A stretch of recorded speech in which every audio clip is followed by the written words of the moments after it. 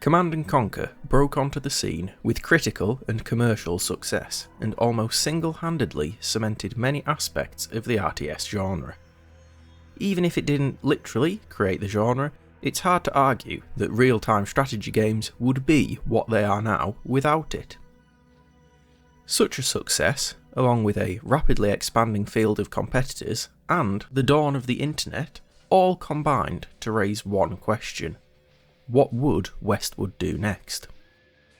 The first game had already received an expansion pack, but given the strong narrative elements of the original, fans wanted more. Luckily, they would not have to wait long, only a little over a year in fact. However, instead of continuing the story of the first game with a straightforward sequel, Westwood went in the opposite direction. We'll be going back in time to learn of the very creation of the alternate timeline, the first of many, in which Command & Conquer took place.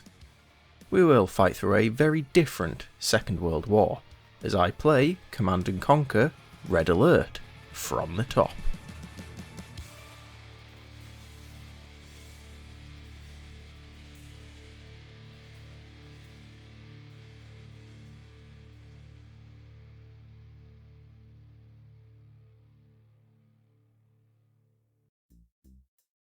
Command & Conquer Red Alert was released in late November of 1996, with DOS and Windows 95 versions included in the same package.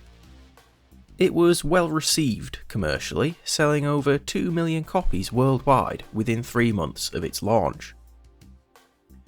The critical reception was likewise strong, with the game winning a raft of awards from various publications and standing out despite the crowd of games that were derivative of its predecessor. A particular high point of praise at the time was the multiplayer, not just from a gameplay perspective but also from a technical one. At this early point in the internet era, there was more than one network protocol available, and compatibility with all of them took considerable effort. Yet, Westwood managed it, becoming a major player in that era of online gaming. Like Tiberian Dawn, the Red Alert experience would not just be limited to the base game. In fact, in 1997, Red Alert would receive not one, but 2 expansions. In April, Command & Conquer Red Alert Counter-Strike was released, providing 16 new missions with some additional units that appeared in those missions, though not for the multiplayer, although that did get a handful of new maps for players to battle on. Following on, 5 months later, Command & Conquer Red Alert The Aftermath completed the Red Alert package. With 18 more missions, Aftermath also included some new units that this time could be utilised in multiplayer and skirmish games, which again were given some extra maps. Both Counter-Strike and Aftermath would generally accompany the base game in all future compilation releases, the most noteworthy ones again being the First Decade and the Ultimate Collection. Running on the same engine as Tiberian Dawn, many of the compatibility issues that faced the first game are still present here, and these compilations do bring some fixes, though at this point they are themselves becoming outdated. Hope is not lost though, as community patches exist for this game too, and thanks to Red Alert also becoming freeware in 2008, there are downloads available that include these community patches already. Technically, the 2 expansions were not included officially. However, EA has never tried to take down any repacks that do have the expansion content, so read into that what you will. The PC was not the only home for Red Alert. Late in 1997, almost a year after the initial release, Red Alert appeared on the PlayStation. Not quite as well received as its PC big brother, for a console RTS it proved to be a hit, making it into the greatest hits platinum range in PAL territories. The port only included the base game, with no content from the expansions appearing. A temporary situation. Both expansions would make their way onto the PlayStation, combined into one package, as Command & Conquer Retaliation. Retaliation had all the missions from both expansions, though they were slightly rearranged and organised into a series of mini-campaigns. To give these mini-campaigns a bit more context, Retaliation also included some brand new cutscenes that were exclusive for a long time. Fan patches could add these to the PC version, but they were never officially released to PC players, until 2020. The Command & Conquer Remastered Collection gave Red Alert the same treatment as Tiberian Dawn. In addition to a graphical overhaul, every mission was brought together with all the cutscenes, alongside a remastered soundtrack and a host of bonus features. It is safe to say that this is the definitive version of the game, and it is, of course, the one that I played through. As always, let's check out the gameplay features first.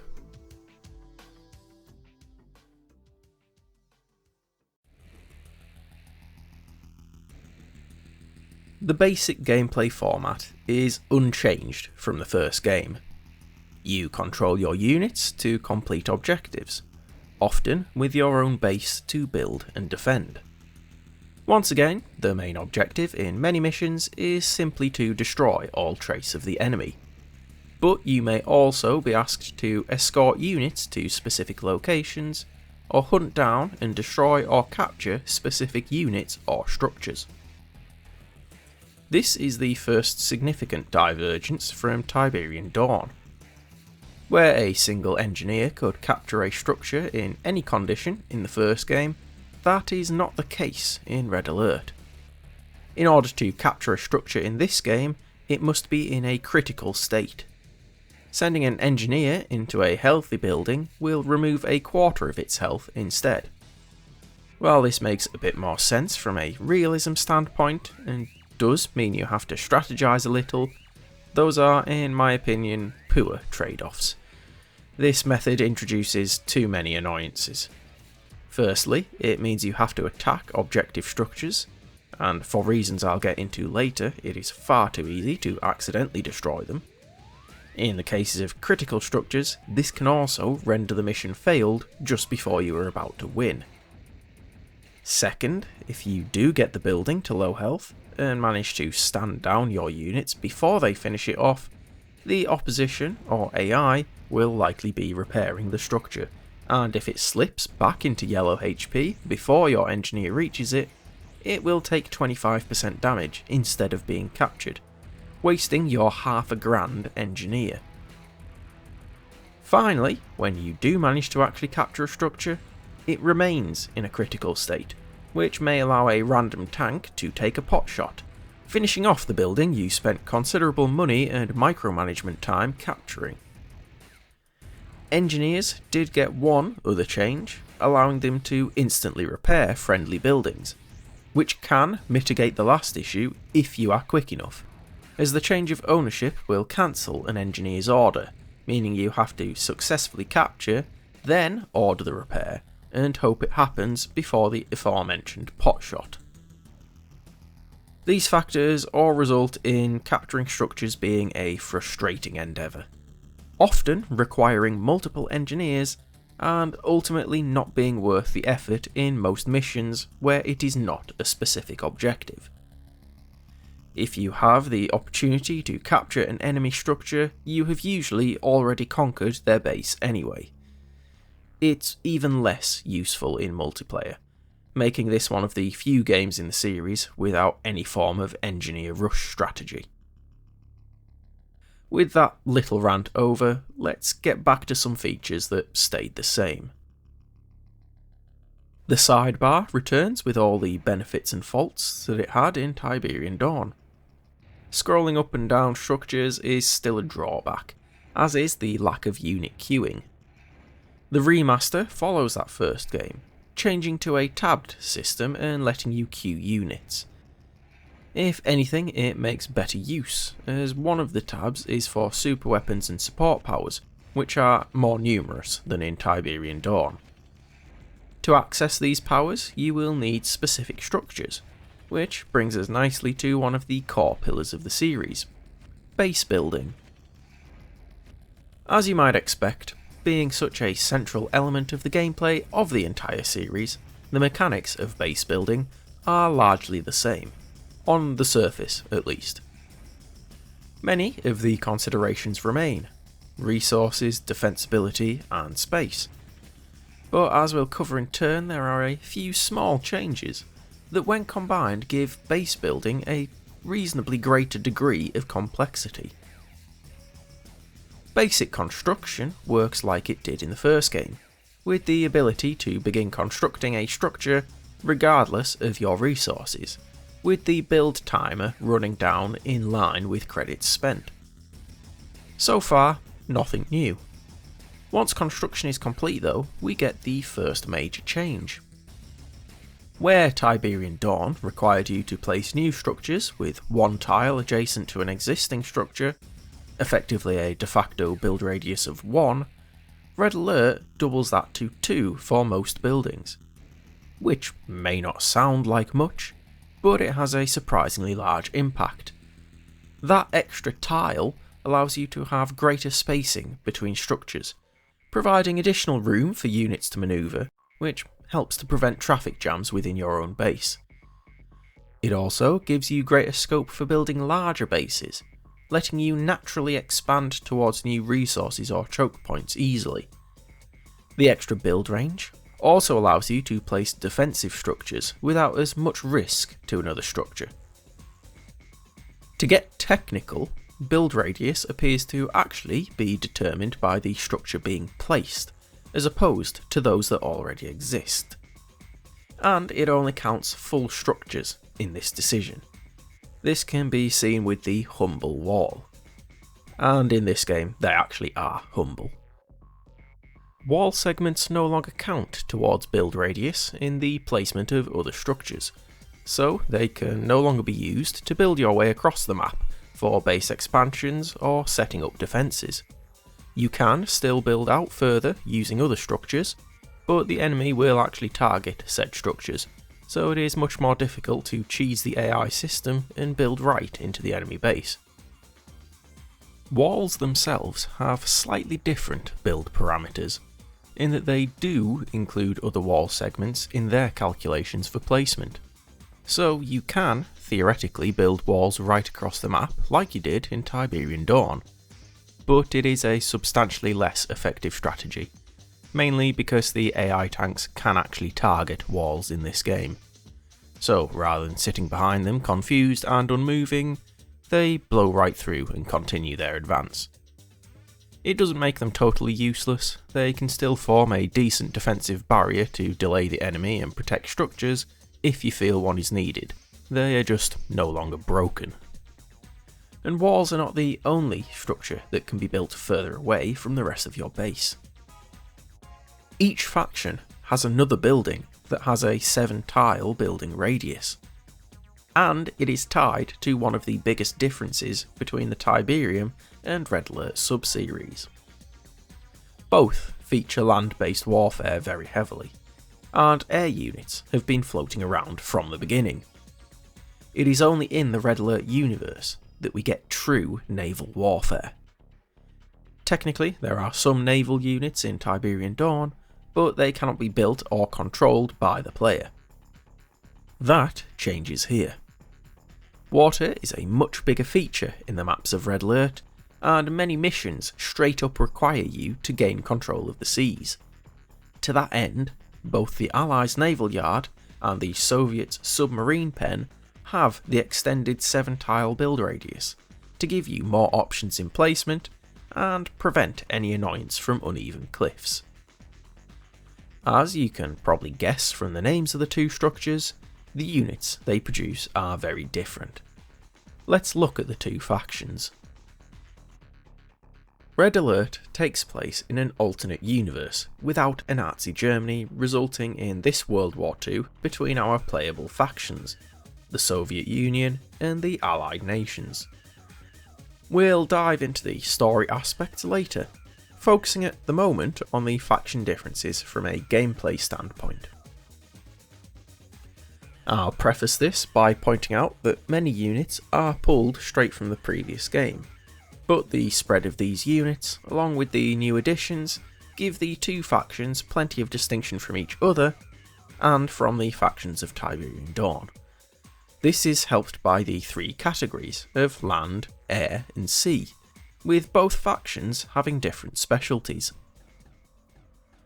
On land, the Soviets have a vast firepower advantage.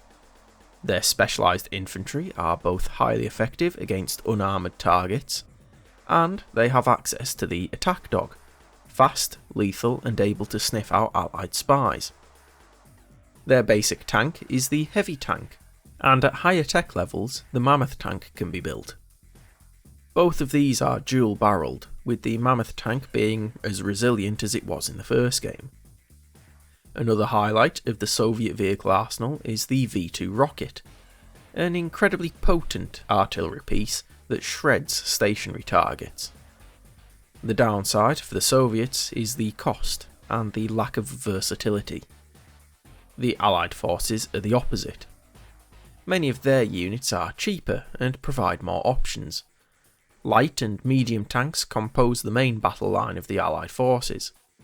While they can't beat the Soviet tanks one-on-one, they are much quicker, which can combine with the greater numbers offered by their lower cost to give the Allies a fighting chance. The Allies have other strategy too.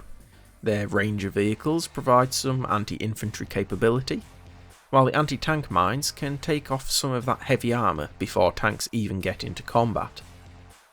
The Allies can throw up other complications too with their gap generator technology, reimposing the shroud and preventing the opposition from viewing the Allies' base or incoming force.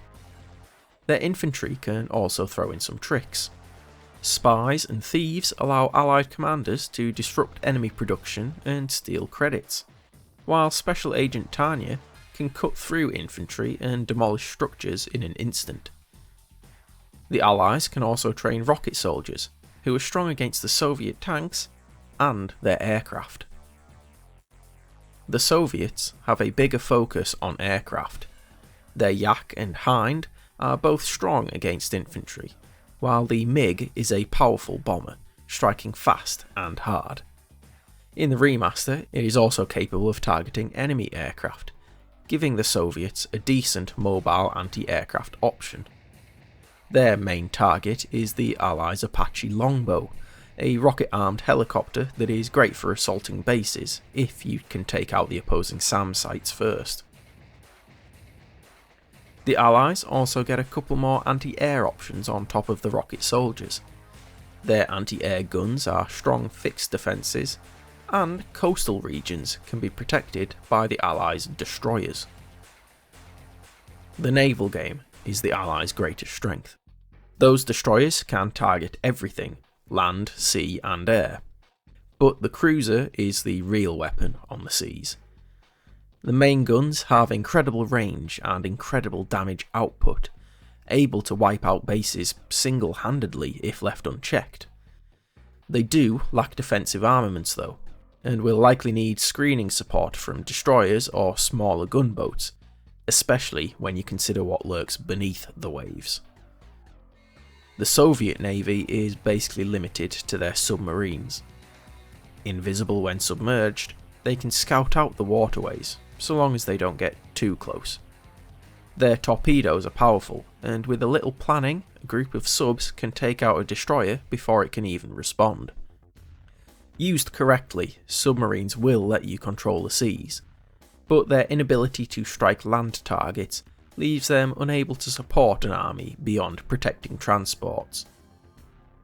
Speaking of support abilities are another way the two factions are differentiated. Alongside their air force, the Soviets' airfield gives them paratroopers and parabombs, both of which aren't game changers and can be destroyed en route, but they are basically free bonuses. The Soviets also get the spy plane, which will reveal the targeted area of the map, giving the player scouting ability without risking any units. On this front though, the Allies go one better. It is a late game ability granted by the Allied Tech Centre, but once the spy satellite is launched, the entire map is revealed, barring anything covered by gap generators. Being able to see everything is always handy, and particularly helpful when picking a spot for the allied superweapon. The chronosphere will transport a single unit to any point on the map for about 3 minutes. This does not include infantry, even those within an APC, and in fact the results are rather lethal for them. It is best reserved for high impact units, such as placing a cruiser close to a base, or transporting an MCV to let you build an expansion base, as once deployed it will not teleport back. The Soviet counterpart weapon is the Iron Curtain. This device makes the target unit completely invulnerable for about 45 seconds. Best used on a strong unit, the Iron Curtain can make that unit the tip of your attack, drawing fire as your forces push forward. Using the device on a lone isolated unit may let it deal with a couple of enemy units, but it will ultimately have little impact. There are a few elements shared by both factions. Transports for moving units across water are identical, as are the basic rifle infantry, and the cornerstone of any battle, ore miners and refineries. Resource gathering in Red Alert is again broadly similar to Tiberian Dawn.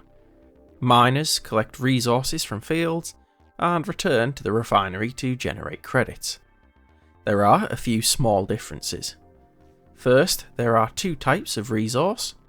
Both are collected in the same way, and both provide straightforward credits. Ore is the standard resource, and has many similarities to Tiberium, with similar regrowth mechanics, the only exception being that ore is not dangerous to infantry. The second resource miners can collect is gems. Visually distinct thanks to their bright colours, gems are worth twice as much as the standard ore. Given how important cash flow is, providing double the credits makes gems precious, and often a particularly contested resource. Pitched battles may be fought over a gem field, especially in the early game. Every miner full of gems denies them to the enemy permanently. That's the last difference between ore and gems. Gems do not regenerate. When they are gone, they are gone. The actual resources to collect are not the only alteration to resource gathering. Delivering the mined resources to a refinery has changed. Where Tiberium would be slowly trickled into your account, Red Alert's miners simply dump it all in one go.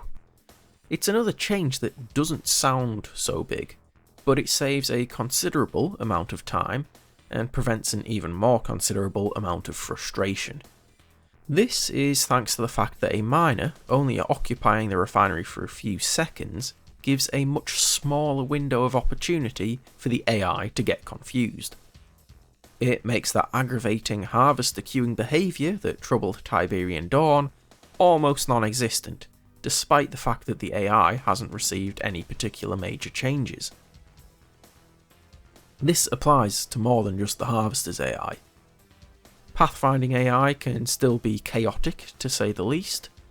On the one hand, without the wall tricks allowing you to close off entire sections of the map, the enemy AI can't be shut down completely. But on the other, with tank swarm tactics being more prevalent, there is still a lot of potential for traffic jams and units deciding to take random routes. This is alleviated a little thanks to map design, with many bridges being at least 2 tiles wide, and maps in general designed with fewer tight choke points, but there are still some issues. Other aspects of the unit AI are a mixed bag. Auto-targeting is almost a complete coin toss. Sometimes units will happily sit there, getting torn to shreds without responding in the slightest. Others will fire at anything and everything in range, which normally wouldn't be much of an issue. It becomes problematic in certain missions, where splash damage from some weapons can easily destroy critical structures, resulting in mission failure. Mission AI is again mostly the same.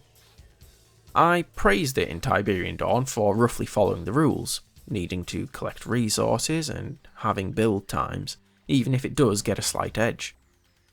And while mostly the same, the mission AI in Red Alert gets an additional advantage, as it can now receive reinforcements from off the map. While it makes logical and realistic sense, it can feel harsh when the AI gets a dozen tanks landing right next to your base, along with a cruiser obliterating your structures, without having to pay for it in any way. This is purely in the campaign, and to be fair, it does increase the challenge and keeps missions fresh. When it comes to skirmishes, the AI is rather limited. Like in the remastered Tiberian Dawn, there are no personality profiles, so other than the main difficulty setting, the only point of differentiation comes from the sub-factions. These offer very small boosts, such as a 10% boost to damage or build speed, none of which is enough to prevent skirmish games from becoming rather samey.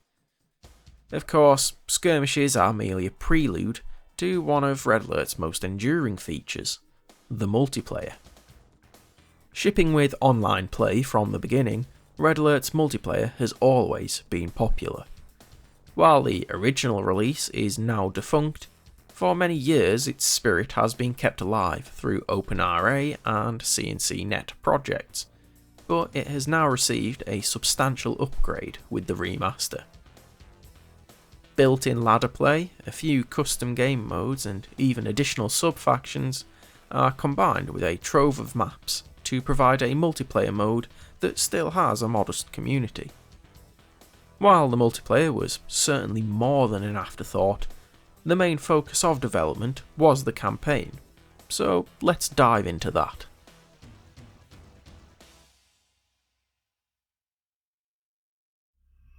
Solidifying the trend of the series, we have two factions and thus two campaigns. Both are fairly similar in pacing. They gently introduce the basic mechanics and gradually provide you with more functions, structures and units. Like the first game, this is controlled by a hidden tech level that limits what parts of the tech tree you have access to within that mission. The campaigns in Red Alert are progressed in the same way as in the first game. After most missions, you are taken to the map screen, and like the first game, the map shows the territories of each faction and indicates the progress of the conflict. You'll then get to select your next mission, often from a choice of 2 or more locations. This choice determines the map you will play and the objectives you may have to complete within the mission. The missions within the campaigns have plenty of variety. Visually, there are more terrain types, and these terrain types will be used roughly depending on the map location of the mission. So, Siberian missions will take place on a snowy tundra-style map, for example. It ties in much better than the very static map aesthetics of Tiberian Dawn. One wholly new style of map is the indoor missions. It's a cool idea, especially the first time you play one, but you notice after the second that there is just very little to separate them. Without additional geological features and just a few environmental objects, there's nothing to make each indoor map visually distinct. To be fair, there is only a handful of them, so it's only a minor knock to the game. On the flip side, with the naval gameplay such a prominent aspect of the game, water is obviously a much bigger feature in many maps. From a purely aesthetic standpoint, it makes many maps much more distinctive, breaking up land masses and providing a visual contrast that is much greater than a few cliffs and minor river terrain. These water elements also help to shake up the mission design as well. It's often used to effectively separate a mission into stages. In a number of missions, you must fight through one base to secure a beach, as beaches are the only locations where your transports can embark and disembark units, so that you can then move units across the water to the next objective. In other missions, this serves simply as an alternative option, giving the player a little more choice in how they tackle some missions. Sadly, this freedom of approach in those missions is counterbalanced by other missions that have a more critical path approach. Like Tiberian Dawn, most of these missions are those that provide you with a limited force to complete the objective. Those interior missions often fall into this category, a further blow to their enjoyment. This is not helped by the fact that specific units may be mission critical. Lose them and the mission is a failure. The near randomness of whether units will react to nearby enemies makes this doubly frustrating, particularly in missions within the Allied campaign. The opposing Soviets have access to attack dogs, which give you only a few moments to react before they transform into untargetable supersonic dog-shaped bullets that instantly kill the target infantry. And that isn't even a joke, that is how they are coded in the game. Fail to react to them in time, and you fail the mission. That is another element that becomes more noteworthy: time. A number of missions in Red Alert feature timers with a variety of uses. Some of these timers are hard limits, resulting in mission failure if the objective is not completed within the limit. Others include the survival-based missions, where you must protect certain structures until the timer runs out, or a similar format, where you have until the end of the timer to prepare for the enemy, at which point you will then be assaulted. A few timed missions pop up in the expansion packs, Counter-Strike and Aftermath. Between them, the two expansions offer up over 30 additional missions.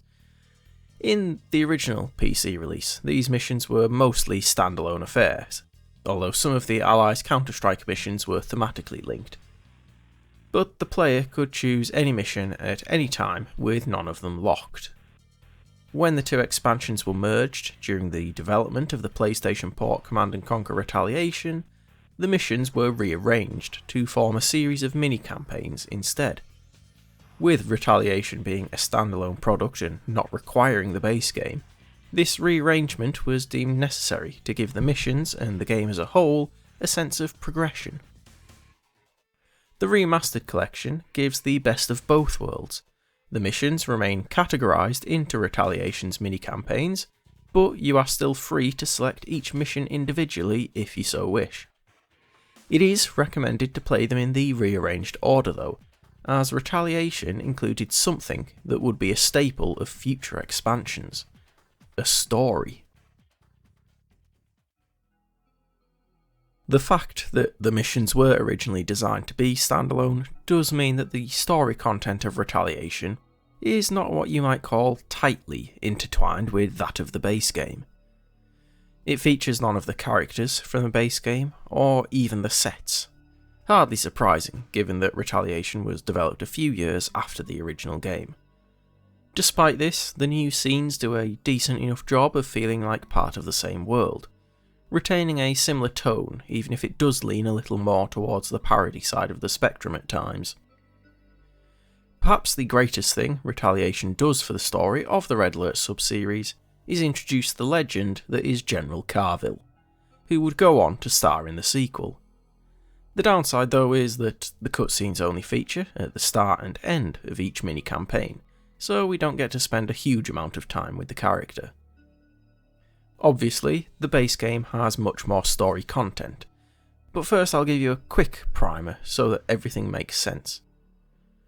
Red Alert takes place in an alternate history, created when a fictional version of Albert Einstein used a time machine to go back to 1920s Germany to assassinate Hitler, removing him from the timeline before the rise of the Nazis and the events that led to World War II.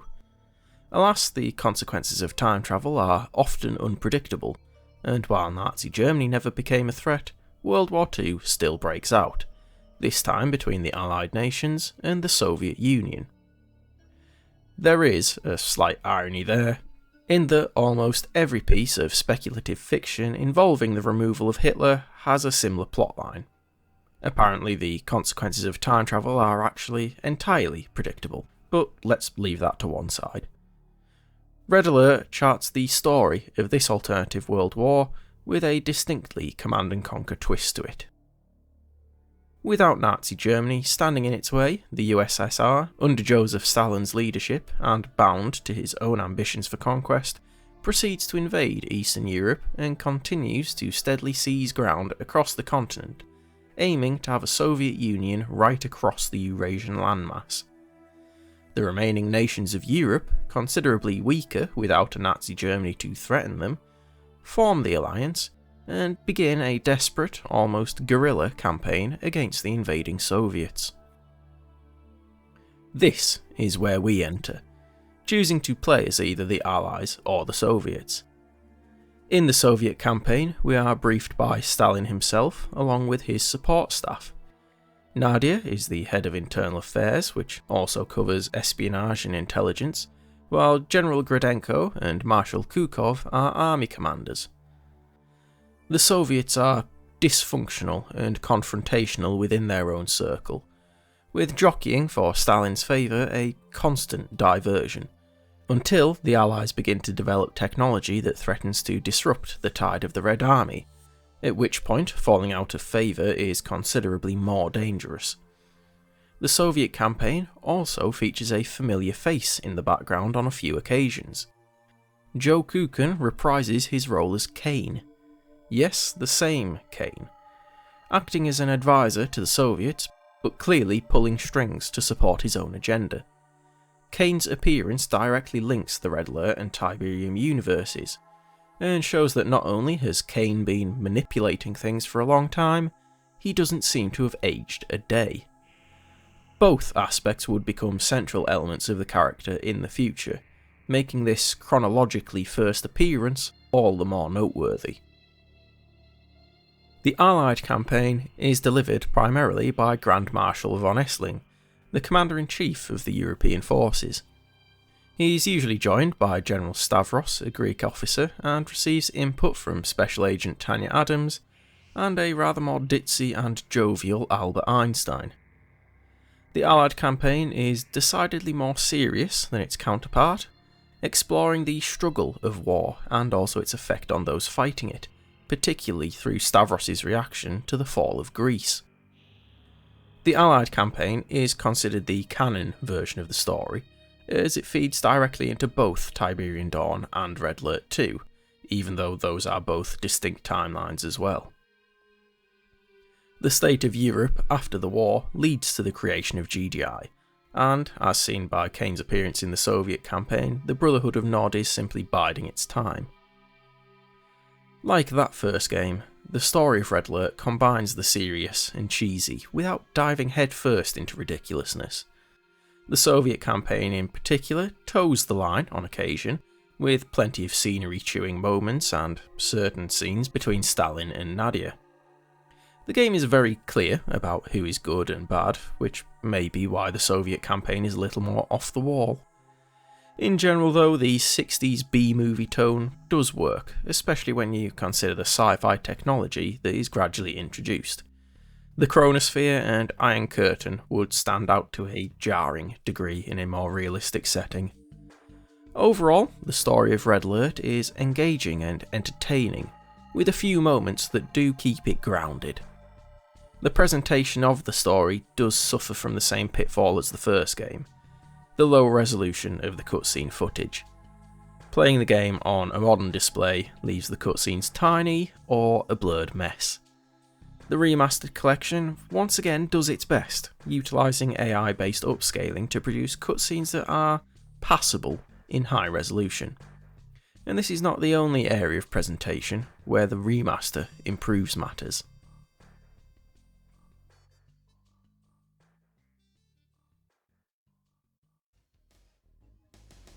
As with the cutscenes, the low resolution of the original release remains its biggest detriment. Built upon the same engine as Tiberian Dawn, it features the same fixed resolution, and many unofficial methods of increasing this resolution only produce the same zoomed out effect, which becomes problematic at higher resolutions. The remaster rectifies this especially, supporting up to 4K resolutions alongside a complete refresh of all the graphical assets. It is not a surprise that both Red Alert and Tiberian Dawn were packed into the remaster, as not only do they share the under-the-hood game engine, many of the graphical assets are featured in both games. Most of the infantry and tanks appeared in both, but there are plenty of new vehicles and the majority of structures are completely new as well. Many of the new assets have a slightly different aesthetic when compared to Tiberian Dawn. Less gritty in a way, but it's tough to really quantify. It's not really a complaint, as everything still works with the tone of the game. There's very little that could be described as out of place, and even when new structures are next to units that have crossed between games, they never really clash at all. The one complaint I did have in Tiberian Dawn, where some infantry are difficult to tell apart, is less of an issue here. The sprites themselves haven't changed, but the two units are now part of separate factions, so only in exceptionally rare instances will you have both within the same force. There is a similar lack of background assets and terrain types too. Slightly more than that first game, but still not a huge amount.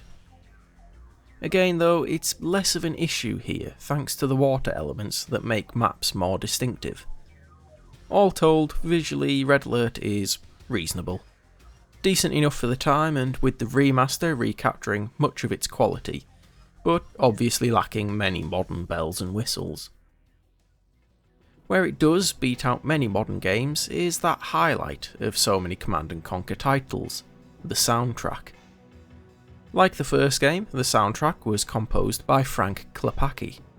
And like the first game, there is a big emphasis on rock undertones, coated with synth and sprinklings of electronica and techno. However, while Tiberian Dawn's soundtrack was a veritable cornucopia of different inspirations and styles, Red Alert has a great deal more focus.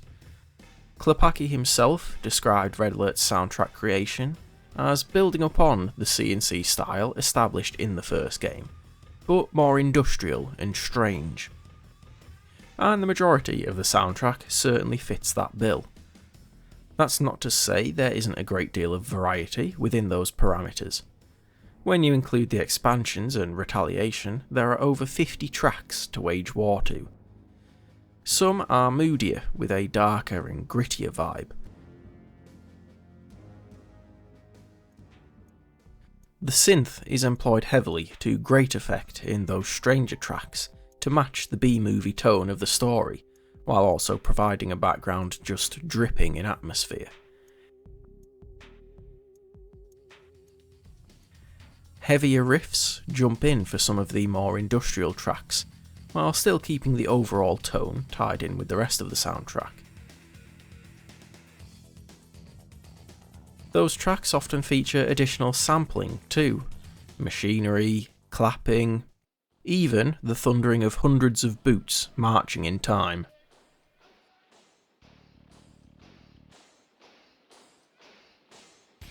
Yeah, there's no way you can talk about Red Alert's soundtrack and not mention Hell March. A track that is often the first thing that comes to mind when someone mentions Red Alert, or even Command & Conquer in general. It certainly leans towards the heavier industrial side of the soundtrack, without feeling like it abandons the tone of the rest of the game.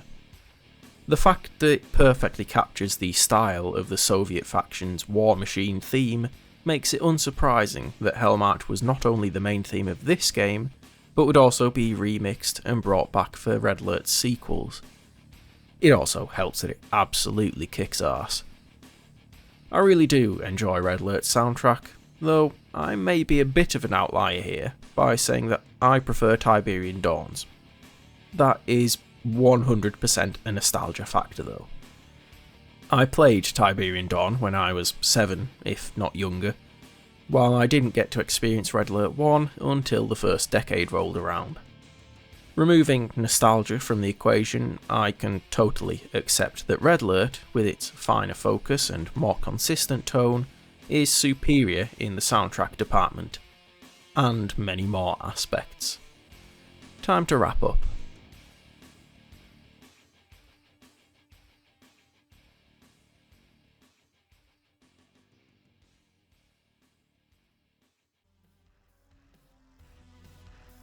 So, how good is Red Alert, both standing alone and compared to its predecessor?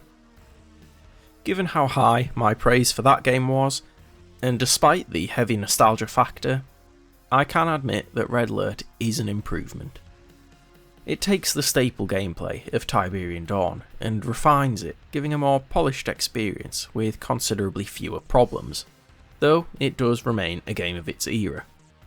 Pathfinding AI is still a little janky, and the enemy AI can still be easily manipulated, even if it isn't to quite the same extent as in Tiberian Dawn. Expanding the battlefield into the water is one of the greatest assets Red Alert has, granting a much greater degree of variety in map design, mission objectives and strategy, while also further defining the two factions. Said factions are fairly well balanced while still being unique in playstyle. The campaigns are decent, with good mission variety and plenty of length to keep you occupied, especially once you include the content from the expansions. On the narrative front, the expansions are a little light, but there's still something if you are playing Retaliation or the remaster. There's much more in the base game, with both campaigns having plenty of entertaining moments and a tone that would be the foundation of the sub-series. Red Alert also laid the foundation of the series' strong multiplayer following, and the remaster's ladder community still has a reasonable following a year after its release. So, to reiterate, yes, Red Alert is still a good game, and it is well worth your time. There is, of course, the question of exactly which version. And much like the first game, the remaster is hands down the best way to play Red Alert. Fully functional on modern machines, straight out of the metaphorical box, the game looks brilliant for the most part. The cutscenes aren't perfect, but far and away better than those in the original release. The soundtrack remains impressive, and with all the remixes and remasters, you'll have a fantastic audio experience. The multiplayer is also fully integrated and simple to jump into from a technical standpoint at least. The fact the remaster includes the first game makes this an even better proposition. That you can easily buy the collection for about a third of the price of a brand new game is just the cherry on top. The other options are available though. If you desperately want to play for free, the original version can be downloaded as freeware, with some versions available with baked-in community patches that fix some stability issues and increase the resolution, but it's still not a perfect experience on modern machines. The compilation releases have the same struggles, with the added hurdle that you need to apply these community patches yourself. It's not particularly difficult, but it's still an extra step to take in order to play the game in a more functional state. As I said, the remaster is the way to play. That was Command & Conquer Red Alert, the game that solidified the franchise in the hearts of RTS fans.